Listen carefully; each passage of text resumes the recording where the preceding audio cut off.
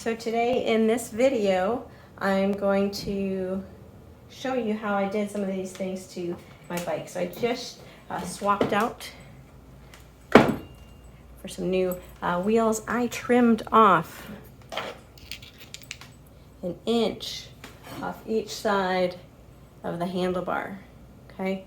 Cut it off, okay? So made it narrower for myself. And then I kind of set up the adjustment here for where I want that, and talking through how to make those adjustments and how to make the bike comfortable for you. I hope you enjoy the journey. So first I just need to remove the grips off my handlebars. Mine need an Allen key. So I find the appropriate size and then get busy loosening that. Well, it's a little harder sometimes to find the right size.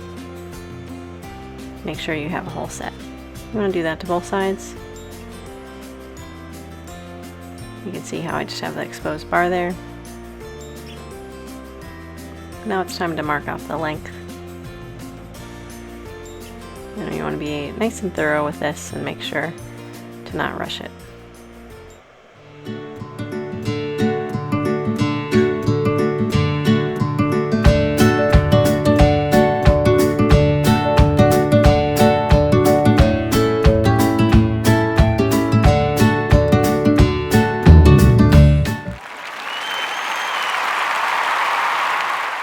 Voila, 5 minutes later, shorter handlebar by how much you measure. For me, 1 inch. I'm halfway there. So I head to the other side and repeat the process. First marking, taking care to be accurate with my measurement, make sure I can see the mark. Old carpentry trick, measure twice, cut once. So then I take care to line up my pipe cutter with the actual mark that I was carefully making, and then I get to twisting and tensioning. And I'm on my way. You'll see that, yep, something's not quite right. So my skin is a little irritated. So I run off to find something to help out my fingers. Found some athletic tape. This is a good thing to have just in your first aid kit. So just tape wherever I have it.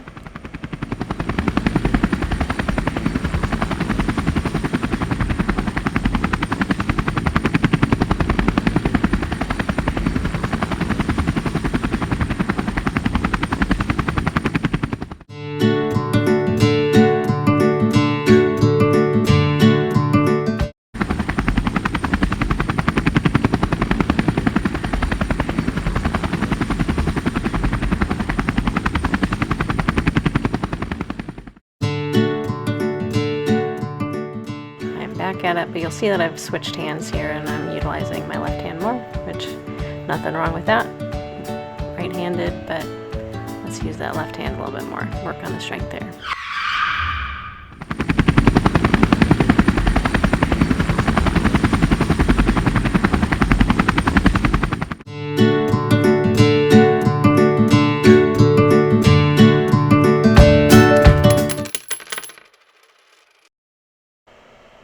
I have both ends, and thank goodness, same length.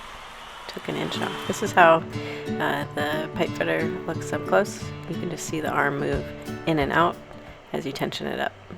It's time to put my grips back on the handlebars. Time to find my hexes. Oh, a little hairspray can help it stay in place. I end up not using it because my grips tension on with the hex. Yours may not. And that hairspray can just help it stay in place.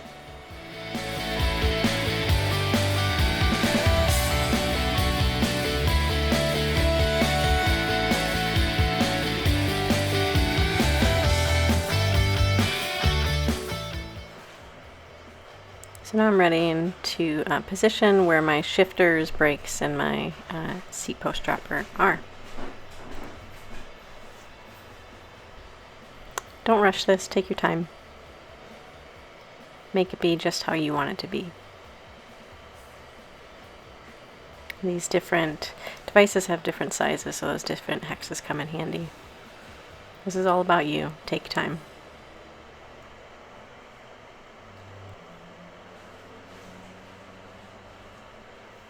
Your thumb and hand size isn't the same as everybody else, so it shouldn't be all the same. Don't be intimidated.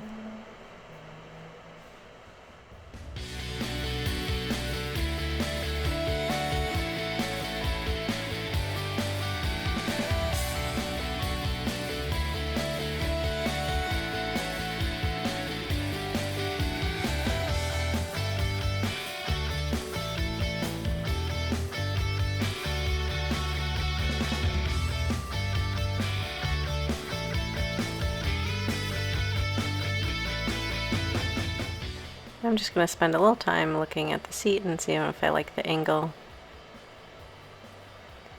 And if it's nice and stable, it ends up being just fine.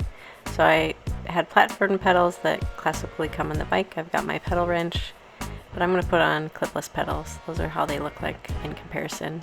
So I'm going to use this grease to really thoroughly grease the pedal so that next time I need to take it off, it won't be an issue. It won't seize up from the torque over time.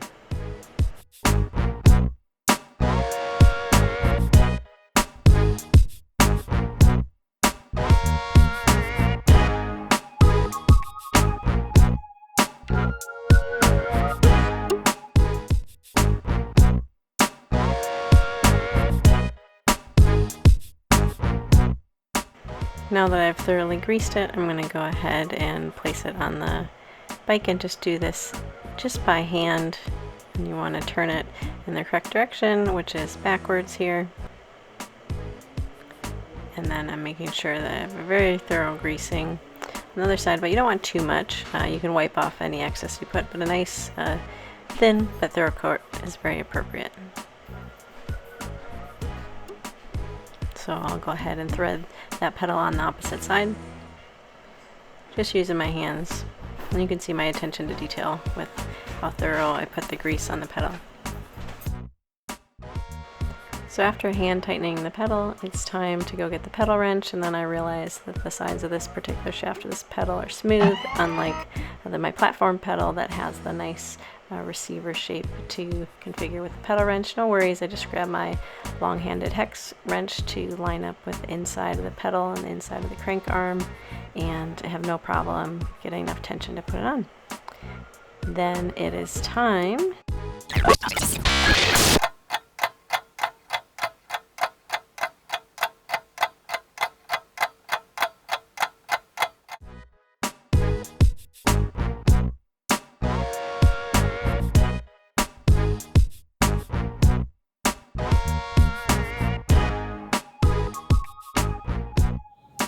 I hope you learned some things today as I just did some of the very, very preliminary work to take care of my Trek Roscoe 7. So hardtail with decent amount of travel. Should be nice and cushy out there. It's heavy, so it's kind of, and it's got these really fat tires forwards, but below the fat tire, so plush tires, much wider than I've ever had. So this whole riding experience is going to be very different. But I hope you learned something about how to put on pedals, how to cut down handlebars so that they're the right width, and what else did we do? And we talked a little bit about the seat. And we talked about how to adjust these and get those in the right position. So I hope you learned something. I hope it helps you feel more like you can do things. There's my pile of things there. I do have a repair stand. I just didn't want to get it out of the garage. This is pretty simple and I didn't need it so much as you do for something like doing work on the drivetrain. When you gotta spin the wheels around a lot, then you definitely want the stand, or if you're working on cables. But all right, thanks so much. Tune in next time. This is Elle. Be well.